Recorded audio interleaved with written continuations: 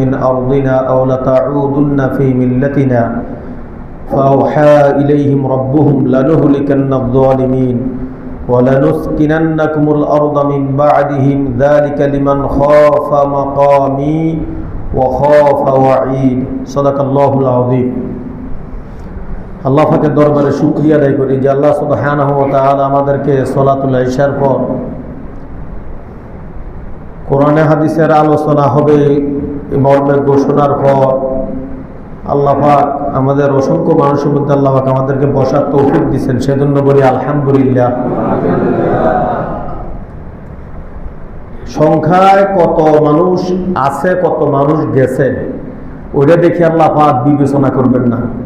কোন দল কত বড় ভারী, ওইটা দেখে আল্লাহ পাক মানুষের বিনিময়, সফলতা বিফলতা সংখ্যার উপর নির্ভর করে না, ঈমান এবং আমলের উপর, ঈমান এবং আমলের দিকের উপর।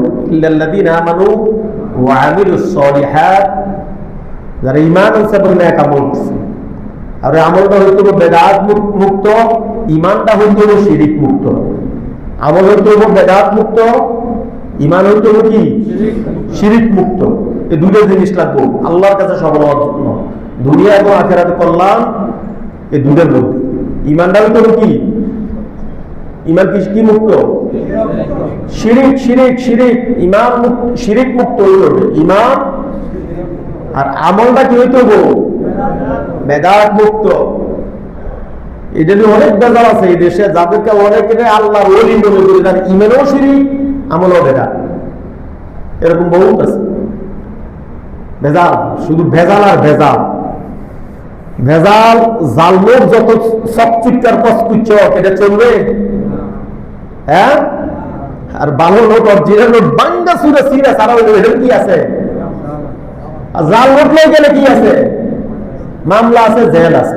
এটা যত সুন্দর হোক, যত চাকচক্য হোক, ঠিক কিনা? বেজাল্লা আমল নতুন আখেরাতে খারাইলে এটার বেজাল আছে, এটা কি? সুতরাং আল্লাহ পাক আমাদেরকে এই বৈঠকের জন্য কবুল করছেন, শুকরিয়া আদায় করা দরকার, বলি আলহামদুলিল্লাহ।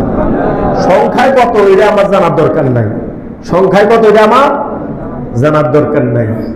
আসমানের নিচের জমিনের উপরে সর্বশ্রেষ্ঠ ঘরের মধ্যে ঘর হলো আল্লাহর ঘর।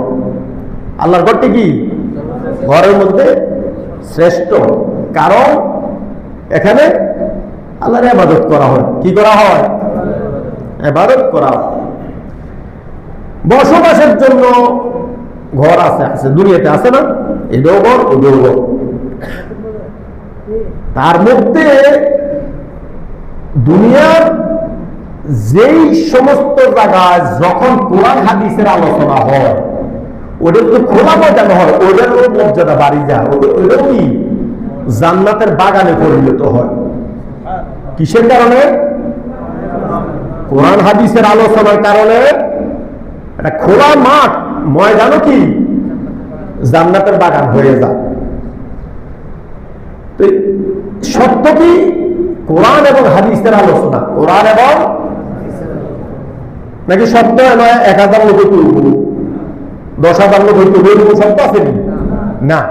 ওই সংখ্যা 2-3 জন হইলেও হোক, 2-3 কোটি হইলেও হোক, কোরআন এবং হাদিসের আলোচনা। সত্যটা কি? মাজালিসুল ইলম, মাজালিসুল ইলম, ইলমের আলোচনা, ইলমের মজলিস, ইলমের বৈঠক, ইলমের জামাত, ইস্তেমাটা ইলমের হইতে কিসের হইতে হইব? আর ইলমের উৎস কি? কোরআন এবং হাদিস। এই পৃথিবীতে সর্বপ্রথম এই ইলমের চর্চা শুরু হয়েছিল যে ঘর থেকে, ওই ঘরটার নাম কি আনুষ্ঠানিকভাবে? দারুল আরকাম। দারুল, দারুল, দার মানে ঘর, দার মানে বাড়ি, দার মানে কি দালালিপ্রা, ধার অর্থ ঘর অথবা কি বাড়ি। আরকাম হইলেও বাড়িওয়ালার নাম। আরকাম কার নাম? ওই বাড়িতে যার, তার নাম হলো আরকাম। তার নাম হলো কি? দারুল আরকাম। এই কথা শুনেন নাই কেনা? দারুল আরকাম এ কথা কেউ শুনেন না? এরকম আছেন কেন? অবশ্যই নাই। এখন তো শুনি গেলেছি, অন্তত এখন তো শুনছি। তার মানে নাই। এর মানে কি? তবে এই কথা বুঝার পর হইতে শোনার কথা স্বাভাবিক, আর না শুনলে বলতে হবে আমি জিয়ালাতের মধ্যে আছি। পৃথিবীর সর্বশ্রেষ্ঠ শিক্ষা প্রতিষ্ঠান নাম কি? দারুল আরকাম। পৃথিবীর সর্বশ্রেষ্ঠ ঘর দারুল আরকাম। পৃথিবীর সর্বশ্রেষ্ঠ বাড়ি দারুল আরকাম। পৃথিবীর সর্বশ্রেষ্ঠ বাড়িওয়ালার নাম হলো আরকাম। পৃথিবীর সর্বশ্রেষ্ঠ বাড়িওয়ালার নাম কি? আরকাম। আরকাম ইবনুল আবিল আরকাম। আরকাম ইবনুল আবিল আরকাম, তার বাবার নাম হলো আবুল আরকাম, আর তার নাম হলো কি? আরকাম। পৃথিবীর মুহাম্মদ সাল্লাল্লাহু আলাইহি ওয়াসাল্লাম মিনিমাম এই গত 1500 বছরের মধ্যে সর্বশ্রেষ্ঠ বাড়িওয়ালার নাম আকরাম না, আবার আরকাম। অনেকে আকরাম করে নেবেন, আবার কারণ আকরাম নামটা বেশি আছে আমাদের সমাজে। আরকাম। আর পৃথিবীর সর্বশ্রেষ্ঠ বাড়িওয়ালার নাম কি? 1 নাম্বার। 2 নাম্বার যিনি, তার নাম কি? আবু আইয়ুব। তার নাম কি? আনসারি। একটা হলো মক্কার, একটা হলো কি মদিনা। একটা হলো মক্কা, একটা হলো মদিনা।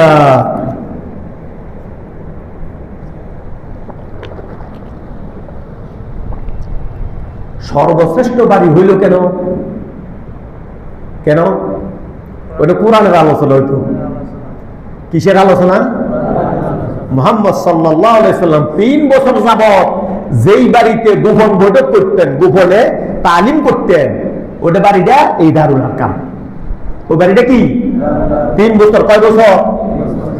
অনেক হুমকি, অনেক দুমকি আরকামরে দিছে কি দেয় নাই? যারা হুমকি দেয় তাদের সাথে তার ক্ষমতা কম ছিল না, তারও ক্ষমতা ছিল। নইলে তো প্রথম দিনে মেজর কাটি জ্বালাই দিল, ঠিক কিনা? প্রথম দিনে কি আবু জাহেল, আবু লাহাব, তাদের যে পাওয়ার আছিল, হেরও এরকম কাছাকাছি শক্তি মোকাবিলা করার মতন কি আল্লাহ পাক দিছে না। প্রথম দিনে কি লুক করিয়া গেল। প্রথম দিনে বাড়ি একেবারে বোল্ড রেজাল্ট দিয়ে যেরকম গত সরকারে করছে এরকম করতে পারত। মক্কা থেকে একটু দূরে, মক্কা থেকে একটু দূরে যারা ইসলাম গ্রহণ করতেন তখন ওই জায়গায় আশ্রয় নিতেন, ওই জায়গায়। আর মুহাম্মদ সাল্লাল্লাহু আলাইহি সাল্লাম ওই জায়গার শিক্ষক। মুহাম্মদ সাল্লাল্লাহু আলাইহি সাল্লাম যেই শিক্ষা প্রতিষ্ঠানের শিক্ষক মুহাম্মদ, ওই শিক্ষা প্রতিষ্ঠানের চেয়ে বড় কোনো শিক্ষা প্রতিষ্ঠান আছে কল্পনা করা যায়? তাহলে বুঝাইছে তো পৃথিবীর সর্বশ্রেষ্ঠ শিক্ষা প্রতিষ্ঠান কোনটা? দারুল আরকামের বাড়ি।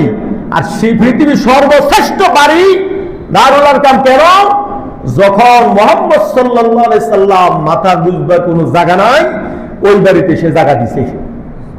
ওই বাড়িতে কি এবং কি জায়গা, যারা মুহাম্মদের উপর ঈমান আনবে তাদেরকেও জায়গা দিছে, ঠিক কিনা?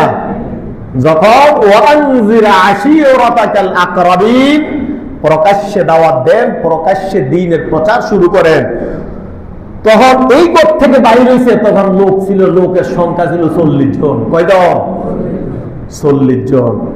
আর এদের নেতৃত্ব দিচ্ছেন হযরত ওমর। এই জায়গা থেকে মিছিল নিয়ে বাইরে হয়েছে। সর্বপ্রথম মিছিল সোলেগান। এই দেশের কিছু হুজুর কয় না মিছিল ফাইলে কই, সোলেগান ফাইলে কই। তুমি তো অন্ধ, তুমি পাইবে কই? চোখ থাকতে হবো, কি থাকতে হবো? সর্বপ্রথম সোলেগান দাতাকে হযরত ওমর। সোলেগান ধরছে, বাকি এই 40 জনের মুহাম্মদ আছে একজন, মুহাম্মদ সাল্লাল্লাহু আলাইহি সাল্লাম। তাহলে পৃথিবীর সর্বশ্রেষ্ঠ বাড়িওয়ালা হওয়ার কারণটা কি? তার বাড়িতে এসি ছিল। হ্যাঁ, এখনকার যেভাবে দেশি বিদেশি কারুকার্য যেভাবে আসিল না, বাঙ্গাসুরা বাড়িয়ে মরুভূমির মধ্যে। কিন্তু শ্রেষ্ঠত্ব পাইছে কেন? দুঃসময় মুহাম্মদ সাল্লাল্লাহু আলাইহি সাল্লামকে আশ্রয় দিছে। তার বাড়িতে কি দিছে? দ্বীনের দাওয়াত, দ্বীনের প্রচার প্রসার, দ্বীনের দায়ীদেরকে আশ্রয় দিছে।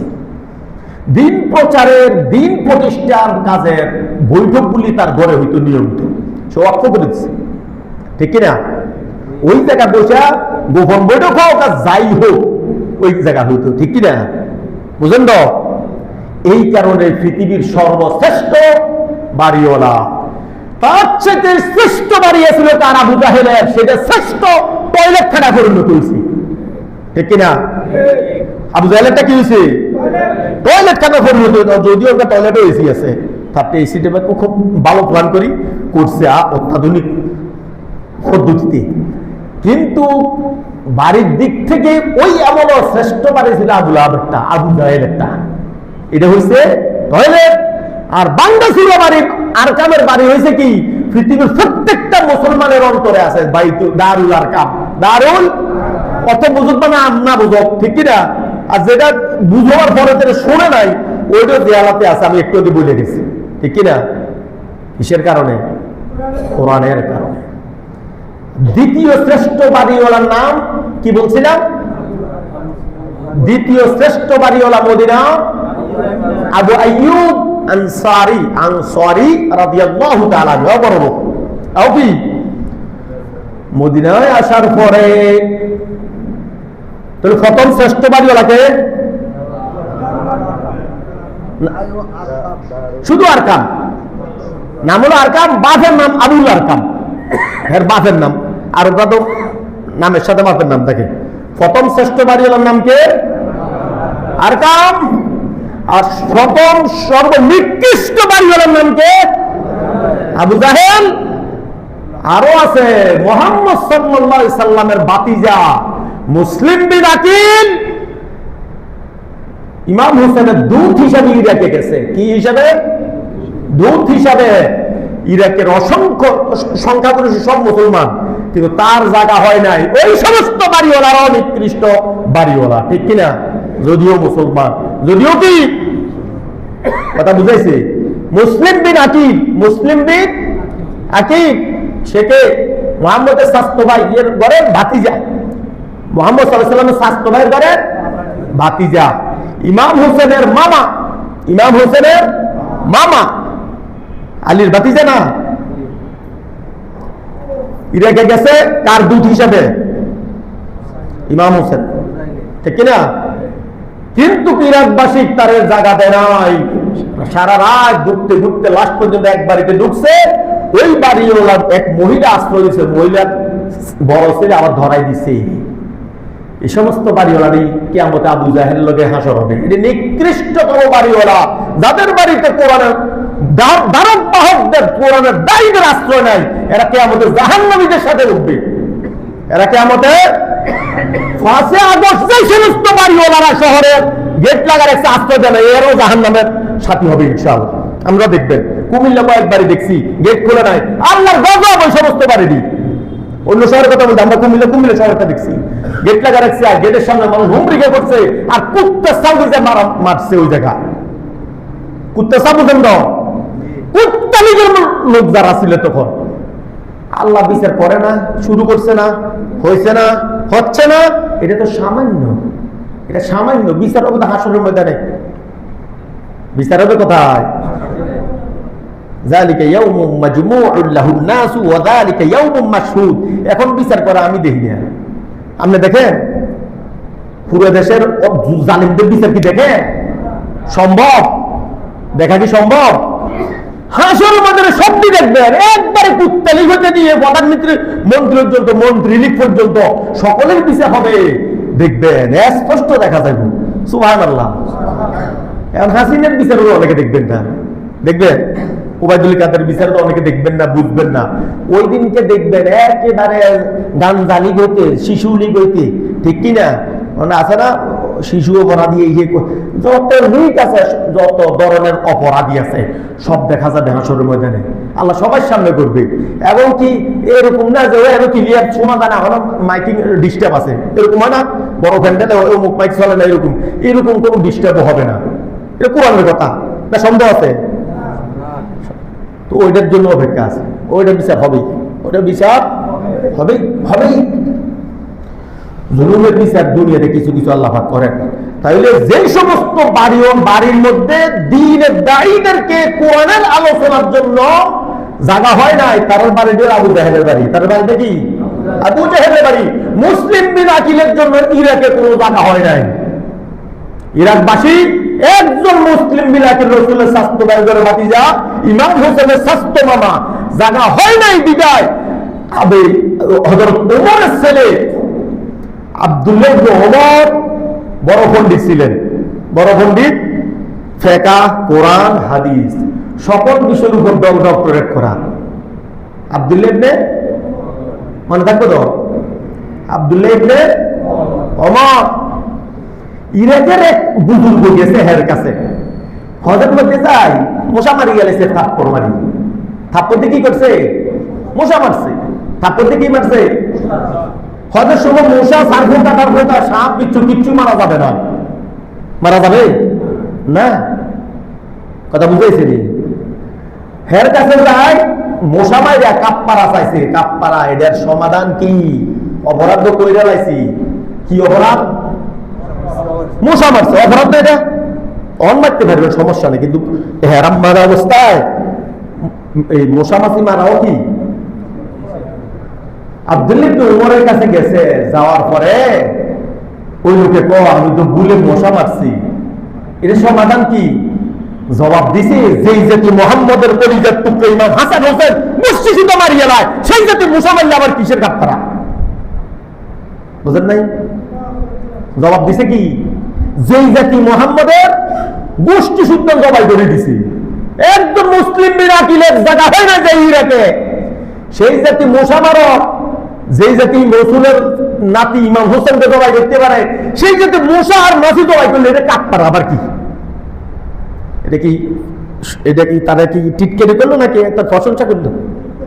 সারা দুনিয়া টিটকেরি পড়েনি, সারা দুনিয়া ঘুরতেছে, এখন জানতেছে, ঠিক কিনা? তাইলে পৃথিবীর সর্বশ্রেষ্ঠ বাড়িওয়ালার নাম কি? আরকাম। সর্বশ্রেষ্ঠ বাড়ি যেটা দারুল আরকাম, দারুল আরকাম। মক্কা থেকে 3 বছর পর প্রকাশ্যে যখন শুরু হয়েছে দাওয়াত, তখন বিভিন্ন ধরনের জুলুম, বিভিন্ন ধরনের জুলুম শুরু হয়েছে। ডাইরেক্ট বলে দিছি যে একটা তালাওয়াত করলাম যে হয় এই দিন ছাড়ো, আমাদের আগের ধর্মে ফিরে এসো, না হয় তোমাদেরকে জবাই করব। এটা হলো মুহাম্মদের আমলের কথা। অন্যান্য নবীদের আমলের কথা বলছেন, ইন্নাকুম লাখাসিরুন, তোমরা ক্ষতিগ্রস্ত হইবা। লা ইন ইত্তাবাতুম শুআইবান, লা ইন ইত্তাবাতুম মূসা, লা ইন ইত্তাবাতুম নূহা, এভাবে বিভিন্ন নবীদের নাম বলে বলছে, যদি তোমরা ওই নবীর অনুসরণ করো, নবীর উপর ঈমান আনো, ইন্নাকুম ইযান লাখাসিরুন, তোমরা ক্ষতির সম্মুখীন হইতে পারো, ক্ষতির সম্মুখীন হইতে পারো। শুরুটা কি, আস্তে আস্তে শুরুটা কি হয়, দেখ না হুমকি ধুমকি দিলে থামা যায় কিনা। মুহাম্মদ সাল্লাল্লাহু আলাইহি ওয়াসাল্লাম আমল এরকম হুমকি ধুমকি, প্রথমে হুমকি ধুমকি দেয় না, প্রথম লোভ দেখাইছে। কি দেখাইছে? লোভ দেখাইছে। আবু বকরের কাছে যাইতেছে, আবু বকর ঈমান আনছো কেন?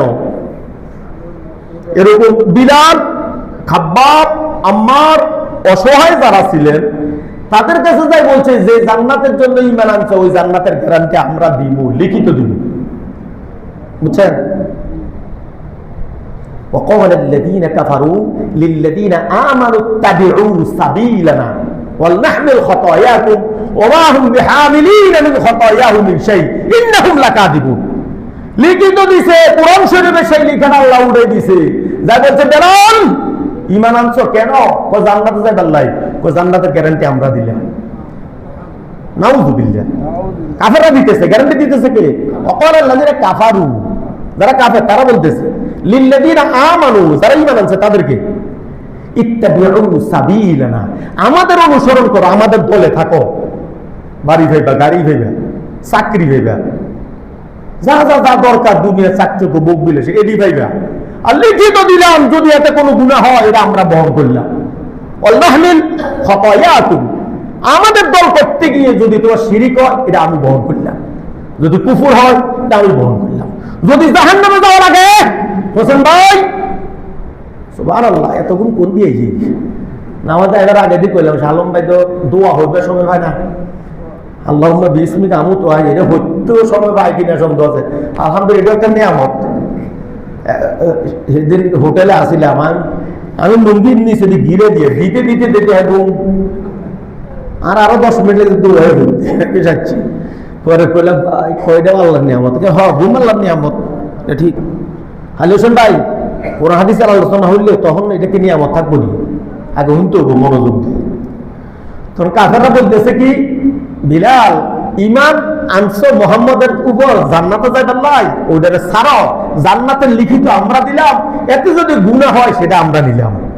সূরা আনকাবুত, কোরআন শরীফের কথা। এইভাবে প্রথমে আরামদায়ক ভাবে, প্রথমে কি আরামদায়ক ভাবে বাধা শুরু হয়েছে। যখন এতে কাম হইল না তখন জুলুম অত্যাচার শুরু হয়েছে। তখন কি আল্লাযীনা উখরিজু মিন দিয়ারিহিম, এটা কি করা হয়েছে? তাদেরকে বের করছে, তারা বাইর হয় নাই, তাদেরকে বাহির করছে দিয়ার, তাদের ঘর থেকে।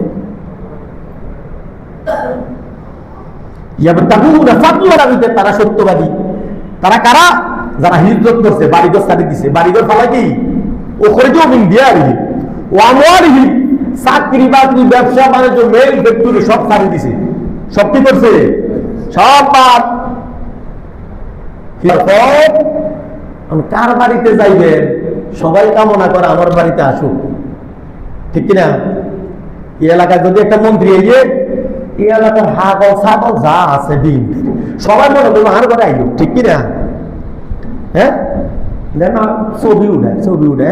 আমি একদিন আমরা এক লোকের ছবি দেখছি এক জায়গা, আমি খুব দুঃখ করছি, আর খুব দুঃখ লাগছে। কেন ছবি উঠেবে? ছবিওয়ালাদের উপর আল্লাহ কিয়ামতের দিন আল্লাহ করবে, ছবিতে রু দে, কি দে? রু দে, বলবে না? সহিহ হাদিস। যতক্ষণ রু না দিবে ততক্ষণ তারে শাস্তি দিতে থাকবো, ছবির মধ্যে রু দিতে থাকবো। লাআনাল মুসাব্বির। তো দেখেন না, ছবি উঠে না, নেতার লগে ছবি উঠলে কি যে মনে করে আগুন। এটা কি? কি আমার একটু ঘিন লাগে, আমারটা কই রে? আমি কেউ এটা অর্জন মনে করতে পারে। আমি আজ পর্যন্ত কইতে জানতাম জামাতের নেতাও তার কোনো নেতাও ছবি উঠে, আমি করি না এই কাম। একদিন সালম ভাই খার করাইছি হাফিজের লগে, আমি ইচ্ছা করি খারি বেলতলা মসজিদের। কেন কেন এই হাগল ছাগল, এটি কি? এই ছবি তো জাহান্নামের কারণ হবে, ঠিক কিনা? যদি জামাতের কোনো নেতা ইয়ে সবাই চাইব আমার ঘরে যাক, ঠিক কিনা? সালম ভাইকে আমার ঘরে যাক, বাদল ভাইকে আমার ঘরে যাক, ঠিক কিনা? এটা না স্বাভাবিক না? আমি যদি জামাত যদি আসে নাকি মাথা নেব না? আমরা সন্দেহ আছে নাকি? কলিজার মধ্যে রাখবো, মাথায় রাখবো, চোখের মধ্যে রাখবো, মাথায় রাখবো। আমরা আমাদের নেতাদেরকে আল্লাহর মহব্বতে মহব্বত করি। আমরা ওই সমস্ত নেতাদের মতন না পিস্তল দিয়ে পিছন দিয়ে ঠেকে ধরি, এরকম নাকি? মুহাম্মদ সাল্লাল্লাহু আলাইহি সাল্লাম মদিনায় তাশরীফ আনছেন, কার ঘরে যাবে? ঠিক কিনা? সবাই আসা, সবার আশা আমার ঘরে আসুক। জাহিদ ভাই, সবার আশা কি? প্রত্যেকটা মুসলমান আশা করে মোহাম্মদ আমার বাড়িতে আসুক, ঠিক কিনা? তার মধ্যে দুইজন যুবকের নাবালেগ যুবকের কত আছে। কই যাবো, কার ঘরে গেলে আরেকজনের মনে কষ্ট যাবো না? যাইব নি? ফয়সালা আসমানে আল্লাহ পাক করে দিয়েছেন, সুবহানাল্লাহ। কোথায়? বলছে ওদের রশি ছেড়ে দেন। ওদের রশি কি করে? আবু বকরের হাত থেকে ওদের রশি ফালাই দিছে, মোহাম্মদ লাগাম ছাইড়া দিছে। এই ওর যার বাড়িতে যাইব সেই বাড়ি মুহাম্মদ সাল্লাল্লাহু আলাইহি সাল্লামের বাসস্থান। আর ভেজাল আসেনি, ওটা কোনো গোষ্ঠ খাইবনি। যদি আবু বকরের হাতে থাকতো বা মদিনার কেউ হাতে থাকতো, তাহলে কোন যাইতো আমার বাড়িতে লই দিলাম, তো ওটা নিবনি। আল্লাহু আকবার, সুবহানাল্লাহ। বিচার আল্লাহ পাকের ইনসাফ, ইনসাফ ভিত্তিক বিচার কার? কারো কোনো আপত্তি থাকে এখানে? মুহাম্মদ সাল্লাল্লাহু আলাইহি ওয়াসাল্লাম বলছেন, আমার উট যেখানে যে বসবে সেখানে আমার মেহমান, ওই জায়গার মেহমান হোক, ওই বাড়ি হল আমার মেজবান। ও কুদরতে আল্লাহ পাক নিতে নিতে আবু আইয়ুব আনসারীর বাড়িতে, সুবহানাল্লাহ। কার বাড়িতে? পৃথিবীর সর্বশ্রেষ্ঠ দ্বিতীয় বাড়িওয়ালা আবু আইয়ুব আনসারী রাদিয়াল্লাহু তাআলা আনহু। মক্কার যে শ্রেষ্ঠ বাড়িওয়ালা, তার বিরুদ্ধে অসংখ্য ষড়যন্ত্র ছিল। মদিনায় যে দ্বিতীয় বাড়িওয়ালা, শ্রেষ্ঠ বাড়িওয়ালা, তার বিরুদ্ধে কি হুমকি দুমকি নানান ধরনের ছিল না? আগেও ছিল, এখনো থাকবে নাকি থাকবে না? কিয়ামত পর্যন্ত থাকবে। ওই সময় কি কি হুমকি দিই ডাইরেক্ট বলে দেব, জবাই করে দেব। কি করে দেব? জবাই করে দেব। পরে শুনতে কথাগুলি আছে, লাউকাত্তিআন্না আইদিয়াকুম ওয়া আরজুলাকুম মিন খিলাফ, হাত কেটে দেবো, পাও কেটে দেব এবং ফাঁসিতে ঝুলে দেব। সুম্মা লাউসাল্লিবান্নাকুম, অথবা কি করবো? ফাঁসি দিয়ে দেব। এত হুমকি ধুমকির পরেও যারা সত্যিকার অর্থে ইমানদার, যাদেরকে আল্লাহ পাক বলছেন ইমানের দাবিতে সত্যবাদী, তারা কি থমকি দাঁড়াইছে, ভয় পাইছে? না, তারা প্রয়োজনে হিজরত করছে, প্রয়োজনে বলছে মারো কারো যাই করো করো, যেই জান্নাতে যাওয়ার জন্য আমরা প্রস্তুতি গ্রহণ করছি, ঈমান আনছি, ওই জান্নাতে যাইতে মরণ লাগবো। আর সেই মরণ যদি তোমার হাতে হয়, একটু তাড়াতাড়ি হয়, এড়িয়ে যাওয়ার জন্য সফলতা। এটা কি 150 বছর বাঁচলে তো 150 বছর পরে যাওয়া লাগবো জান্নাতে, আর তুমি যদি এখন মারি গেলে যাবো। সুবহানাল্লাহ। ইন্না ইলা রাব্বিনা লামুনকালিবুন, জান্নাতি হই মূল্য মরণ লাগবো, জাহান্নামী হই মূল্য মরণ লাগবো, তবে জান্নাতি মরণটাই সফল। জান্নাতি মরণটা কি? রাসূল বলেন মান কানা ক্বাবলাকুম, তোমাদের পূর্বে যারাই বলেছে। হযরত আম্মার, খাব্বাব রাসূলের কাছে অভিযোগ করতেছে, আলা তাদউ লানা আলা তাস্তানসুরু লানা ইয়া রাসূলুল্লাহ, হে আল্লাহর রাসূল, আপনি কি আমাদের জন্য দোয়া করেন না? আমাদের জন্য আল্লাহর কাছে প্রার্থনা করেন না? রাসূল জবাব দিবেন, মান কানা ক্বাবলাকুম ইউখাযুর রাজুল ফায়ুহফারু লাহু ফিল আরদ, তোমাদের আগে যারা ঈমান আনছে, বনী ইসরাঈলের কয়েকটা গোত্রের কথা উল্লেখ করে বলছে, জমিনকে গর্ত করে জমিনের উপর রাখতেন, এই পর্যন্ত দাঁড়াইতেন। কি করতেন? বুক সমান। সুম্মা ইউতা বিল মিনশার, এর পরে করাত আনা হইতো, মাথার উপরে করাত থাকতো, করাত দিয়ে জিন্দা মানুষকে দুই খণ্ড করত। রিমান্ড চলতেছে, হয় ইমান ছাড়ো নয় করাত চলবে, হয় ইমান ছাড়ো না কি করাত চলবে। না ইয়াসুদ্দুহু যালিকা আন দীনি, রিমান্ড করাত রিমান্ডের মধ্য দিয়ে একটা লোক ইমান ছাড়ছে, ইতিহাসে এটা নাই। কথা বুঝাইছে? আর একটা সাপ ফেললাই বলি গোষ্ঠী শুদ্ধের বেইমান হয়ে যায়, হয় না? হয় না? ইমান ছাড়বে না, করাত চলবে, করাত চলক মাউতুন ফি তাআতিল্লাহ, করাত চলার মধ্য দিয়ে মৃত্যু হলে আবার আল্লাহ খুশি। সুবহানাল্লাহ। করাত চলার, তোমার করাতের উপর, এটা আমার জন্য আল্লাহর রহমত, যাদের উপর করাত চলতেছে। মাউতুন ফি তাআতিল্লাহ ফাইজালু লাহু নিসফাই, জিন্দা মানুষটাকে দুই খণ্ড করতে পারবেন না। এরপরে লোহার চিরুনি, ওয়ায়ুমশাতু বিআমশাতিল হাদীদ মাদুনা লাহমিহি মিন আযমিন ওয়া আসাবিন, গোশত এবং হাড় আলাদা আলাদা করলে তো মানুষ কিন্তু জিন্দা, মানুষ কিন্তু কি জিন্দা।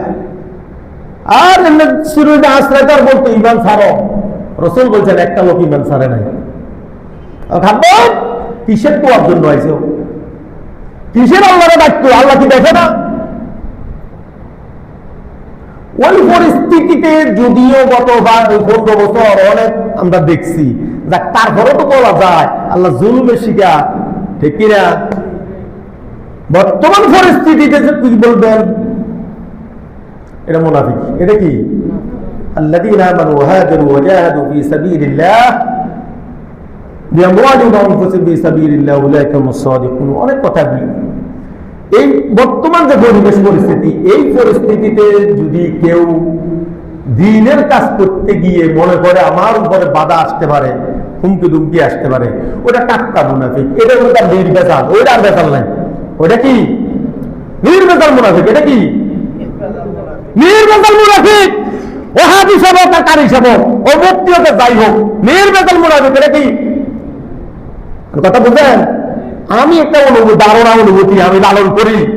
এখন বর্তমানে মানুষ এই যারা ক্ষমতা আছে তাদের থেকে বেশি গলে আমাদেরকে, এটা আমার ধারণা, ভুল হতে পারে, বিশ্বাস করো আমাদেরকে। কথা বুঝাইছি নি? কথা বুঝেন?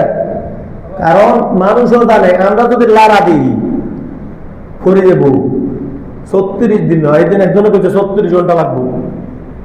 কয় ঘন্টা? 36 ঘন্টা। যাদের বিশ্বাস না তারা করেন না, আমরা বিশ্বাস হয়। আমরা 36 দিনের পালা দিছি, তারা মনে রে এটি কিচ্ছু না, এটি মদিনার মুনাফিক। মদিনার মুনাফিকের গোষ্ঠী সুদ্ধার বাড়ি ঘর সুদ্ধার একবার নির্মূল করে দিচ্ছে আল্লাহ পাক, ঠিক কিনা? এখনো যদি কেউ মনে করে তাহলে তার মতন লুবি, তার মতন স্বার্থপর দুনিয়া তার একটা হইতে পারে না। স্বার্থের জন্য, কিসের জন্য? স্বার্থের জন্য। আল্লাযীনা ইয়াত্তাখিযুনা আল-কাফিরিনা আউলিয়া মিন দুনিল মুমিনিন, আল্লাহ পাক বলতেছেন এই মুনাফিকদের আচরণে, হয় মুনাফিকরা মুহাম্মদের সামনে এলে তোমরা ঈমানের দাবি করো, মুমিন বলে পরিচয় দাও, একটু পিছনে গেলে আবার মুহাম্মদের বিরোধিতা করো। আয়াত্তাগুনা ইনদাহুমুল ইজ্জা, তোমরা কাফেরদের কাছ থেকে সুবিধা গ্রহণ করতে চাও, মুহাম্মদের কাছ থেকে সুবিধা গ্রহণ করতে চাও। ফাইনাল ইজ্জাতা লিল্লাহি জামিআ, সুবিধা এবং অসুবিধা সব আল্লাহর হাতে। সুবিধা অসুবিধা কার হাতে? গজব কার হাতে? রহমত কার হাতে? মুনাফিকরা বলায় যাও তাহলে একবার বাড়িঘর সুদ্দান যা হয়েছে এরই পরে বাড়িঘর সব ফালাই চলে যেতেছে। তো মুনাফিকের কি আল্লাহ পাক আমাদেরকে উদ্ধার করুক বলি আমি।